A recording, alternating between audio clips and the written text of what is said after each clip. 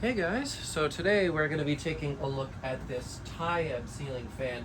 Well, at least we think it might be related to Tyeb or might be a Tyeb.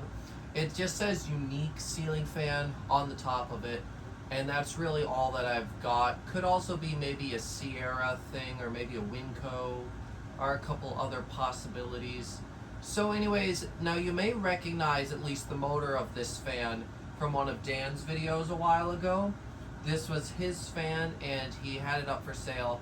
And actually, the very first time we were planning to meet, me and Dan were trying to figure out what he would give me in trade for that antique brass Sears Turn of the Century I gave him.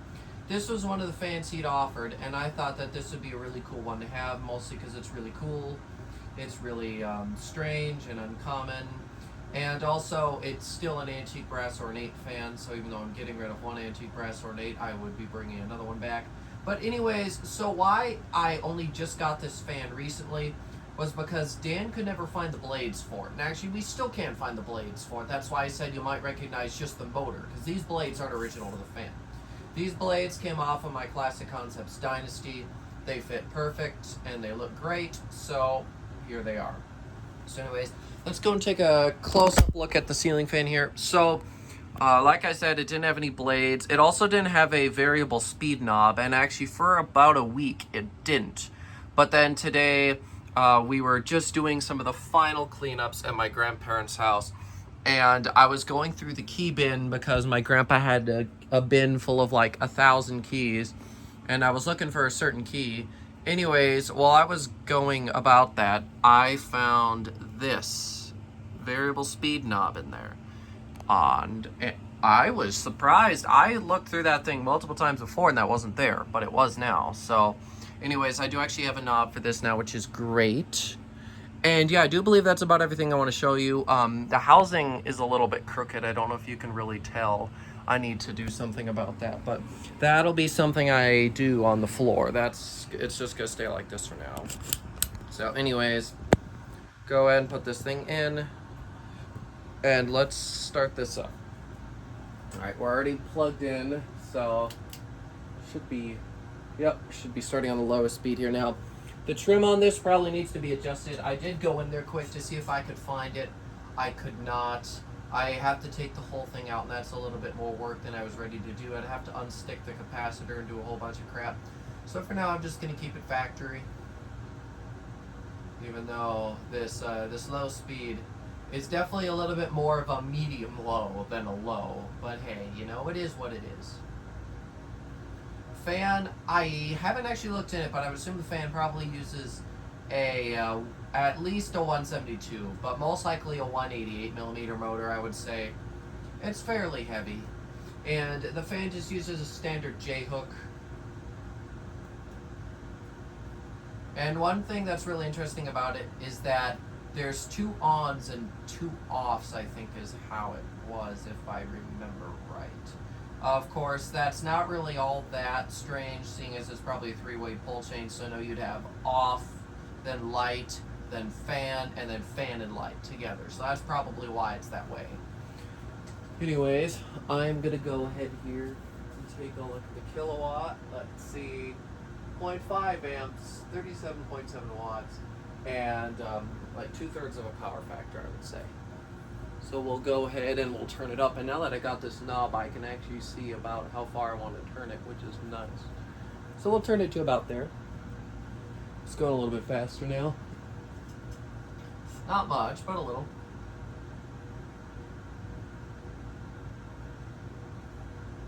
So yeah, I really don't know much about this fan at all.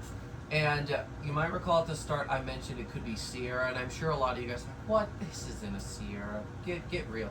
Well, the only reason I mentioned that at all is because in one of Dan's workbench videos, he said some Tyeb looking things were actually Sierra products, and he found that out when doing some research for his workbench video, you know.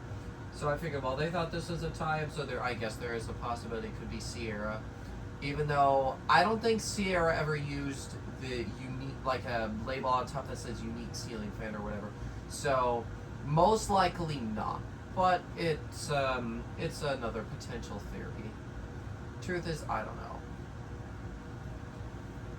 Anyways, I'm not going to bother looking at the kilowatt until we get to straight high, because already on low speed, because of how fast it's moving, there's not really much of a difference in current draw between low and high, just because of how fast it's moving. So turn it up to about there now. It is a nice fan. It does move decent air. And this wobble is all most likely just coming from the hook. I believe all the blade arms are straight. Actually, I'm pretty sure they are. And then one of the blades might be slightly warped, but that wouldn't do all of this, I don't think. Well, maybe it would. You never know with these hook mount fans what they're going to do. But chances are somewhere throughout the speed range you're going to get a bit of a malaise wobble going on or something of the sorts.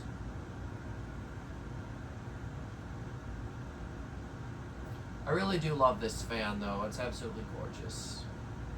Actually, one of my favorite ceiling fans I think I have here now. And that's not just because it's ridiculously rare. Like, some of my fans, I really like them mostly because they're rare. But most of the time, I love them just because they're really cool. And this is definitely one of those. Alright, let's go to straight high now.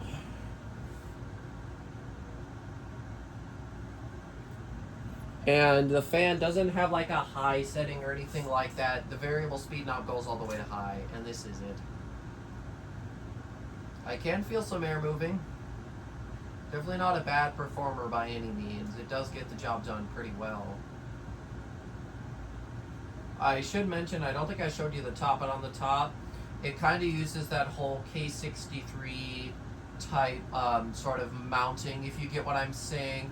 Like once you get to the bottom of the down rod and how the whole motor housing is attached to the motor and everything, kind of resembles something more of like an old Casablanca, like a K63 fan or something like that.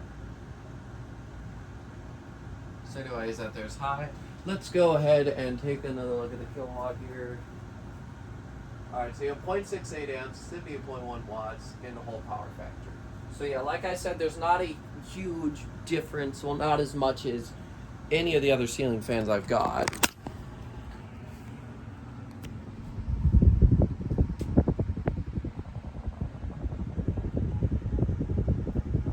Yeah, I still cannot believe that variable speed knob was just lying right in there. It was perfect. It may not be exactly like what it would have originally come with, but that's okay. Okay, let's see. So this should still be on, so there we go. I'm actually going to put it here, so when I want to start it back up, it's ready. Also going to go ahead and just use that. I just want to, as soon as this video is done, I want to get out of here. I've had a long day, so I'm just trying to get all my preparation work done now. There we go. If I recall, spin down's pretty good on this one. I've actually already filmed it, but because I found the variable speed knob for it, I figured, yeah, you know what, I'll re-record it, because now I can actually see a lot better where I should put the speed knob in the video to show decent range. Even though, like I said, there's not much range to really be had, because we lost the whole lower end of the spectrum, because obviously trim needs to be adjusted. Yeah.